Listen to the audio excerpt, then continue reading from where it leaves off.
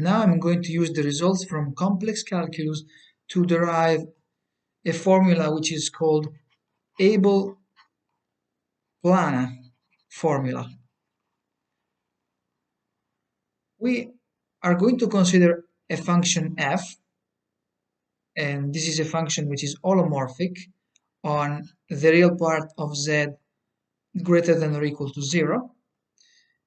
We will assume that f of 0 is equal to 0, and f of z behaves like this. So it is a big O of magnitude of z to the power -1 minus delta, where delta is a positive number. Delta is greater than 0. It can be just a little bit greater than 0, but it must be greater than 0. It cannot be equal to 0. So this complicated expression here simply means that f of z behaves as the function 1 over mod z to the power 1 plus delta. So it will behave more or less like this. This function should decay as the magnitude of z grows larger and larger, and it should decay with this kind of behavior. And now we will integrate over some kind of contour, and the contour that we will choose is a contour of this kind. In this case it's like this. So this is the real axis, this is the imaginary axis. Then we are going to go from 0 to this point, and if this is the angle minus beta, this is the angle beta, and therefore this point is simply given by the magnitude of this vector, which is for example capital R, and then I have e to the minus I beta, whereas this point here will be r e to the I beta. So we are going this way along this contour, and then of course we will let capital R go to infinity as usual, as we usually do, and then at the end we are also going to let beta go to pi over 2. So basically we are going to cover the entire real axis where the real part is greater than or equal to 0, like this. But this is going to be something that we will obtain in the limit. This is the contour, but I still have to define the integral. So we will integrate over this closed contour, for example gamma as we usually call it. Then we have gamma 1, gamma 2, and gamma 3, and we are going to integrate f of z, and we divide this by the function e to the minus 2I pi z minus 1 dz. So I have defined the function f such that f of 0 is equal to 0, because in this case, if f of 0 is equal to 0, it means that here, since the denominator is also equal to 0, we are going to assume that this is a discontinuity that we can remove, and therefore this point here is not a point of discontinuity for f divided by this. So the function in this case is this one. And it means that the discontinuities are here inside this region on the x-axis, and they are located at z equal to n. So n can be 1, 2, 3, and so on and so forth. There are also integers which are negative, so you can consider integers here, but we are not interested in this region because we are only interested in these poles here. And we can use the residue theorem, right? So in this case, this kind of integral will be equal to 2 pi I times the summation from 0 to infinity of the residues of the function f of z divided by e to the minus 2I pi z minus 1 for z equal to n. So we have to evaluate all these residues, and actually I could simply start this summation here from the value 1, because there is actually no residue at the point where z is equal to 0, as we said, because f of 0 is equal to 0. So that's not really a discontinuity. and therefore I can also let this summation start from 1. It doesn't matter, I can put 0 here, but because you will get the same result, f of 0 is equal to 0. And in this case, what I'm going to do, just for the sake of convenience, but it's not really important, I'm going to actually change the direction along which we move on this contour. So if I change this direction here from counterclockwise to clockwise, here in the residue theorem I will get a minus sign. So nothing major, right? And these residues are very easy to calculate. So for example, if I have to calculate the residue of this function at z equal to a generic n, I have to multiply by z minus n, and then I will have to evaluate this function at z equal to n. And this will be a limit, because here I will have 0 and here I will have 0. So one way to evaluate this limit is by expanding this complex exponential near the point z equal to n. So I have e to the minus 2I pi z, which would be approximately equal to, when I set z equal to n, this will give me 1, because e to the minus 2I pi n will be 1. And then I will have plus the derivative of this function with respect to z, which is minus 2I pi times the same exponential evaluated at z equal to n. So that's 1. And then I will have to multiply this by z minus n plus dot dot dot. And if I substitute this expression there, I will get f of z divided by 1 minus 1, which is 0. And then I will have this, which is minus 2I pi z minus n times z minus n, which will cancel each other, and then I will have to evaluate this as at z equal to n. So this will give me minus f of z divided by 2 pi I, and basically you get the idea. So minus 2 pi I will cancel this factor, so I will be left with the summation over n of f of n, like this. It's as simple as that. Now let's consider the integral over gamma 1. The integral over gamma 1 can be written like this. It's an integral from a to the minus 1 infinity, where a is simply equal to e to the I beta. So I will define a to be e to the I beta. So I will go from a to the minus 1 infinity to 0, which means that I'm moving from this point to this point.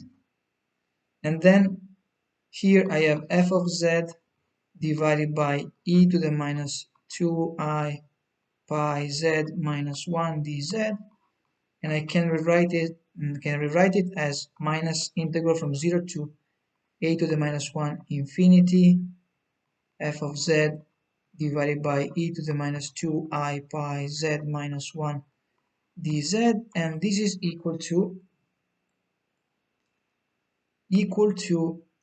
integral from 0 to a to the minus 1 infinity f of z divided by e to the 2I pi z minus 1 dz plus integral from 0 to a to the minus 1 infinity f of z dz. So it's just some simple math. If you put these two together here, you will get this result back. So there is actually no surprise. Then this can also be written like this. So remember that in this integral here, z is a complex variable because we are moving along this line, where there is also an imaginary part for z, and therefore z is a complex number. But now, since we know that along that line z is equal to some parameter t times a to the minus 1, where t is real, but a to the minus 1 is simply the phase of z. So if we take the magnitude of z, we will get the magnitude of t, because the magnitude of a to the minus 1 is 1. So we can simply rewrite the integral from 0 to infinity here, this one, and then I have f of a to the minus 1 t divided by e to the 2I pi a to the minus 1 t minus 1, and then I have d a to the minus 1 t, so I can put a to the minus 1 also outside this differential if I want, and then I have plus.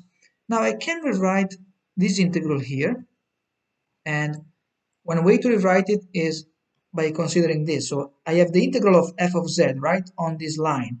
This is the origin, whereas this is the point a to the minus 1 times the radius capital R, where remember that capital R will go to infinity. Then here I have the real axis, and let's consider this portion of circumference here. So this is the radius capital R, and we will let, remember, capital R go to infinity. And if I consider in this case this contour here, remember that f of z does not have any discontinuity here, it is holomorphic. Well, if we assume, as I said earlier, that f of z behaves like this, or like this, when capital Z grows larger and larger, the integral over this portion of circumference will go to 0, and therefore the integral over this line will be equal to the integral along this line but with the opposite sign, right? Because the sum of this integral with this integral will give me 0, and therefore it means that the integral from 0 to infinity of f of t dt will be equal to the integral over here, the integral from 0 to a to the minus 1 infinity f of z dz. And therefore we can use this equality here. So this can be written as the integral from 0 to infinity f of dt dt, like this, right? And now we are left essentially with the integral over gamma 3, because I will not do all the steps. The integral over gamma 2, by considering all the assumptions, as you let capital R go to infinity, this will be 0. So the integral over gamma 3 is an integral from 0 to a infinity when we let capital R go to infinity. A is simply the phase. Remember that this is e to the I theta. The angle was equal to beta, not theta, sorry. This is the angle beta. It's a fixed angle in that case. And I have f of z divided by e to the minus 2I pi z minus 1 dz. This can be written as integral from 0 to infinity f of at, where t is a real parameter in this case, e to the minus 2I pi at minus 1 dat. And now, therefore, if we put all these things together, all these results together, we get the summation over n from 1 to infinity f of n is equal to integral from 0 to infinity f of t dt. So I can put this on the left hand side with a minus like this, and this is equal to integral from 0 to infinity of a f of at divided by e to the minus 2I pi at minus 1 plus, and then I have a to the minus 1 f of a to the minus 1 t divided by e to the 2I pi I pi a to the minus 1 t minus 1, and then this multiplies dt, which is the result. But what I want to do now is I want to let the angle beta to pi over 2, so it will be closer and closer to pi over 2,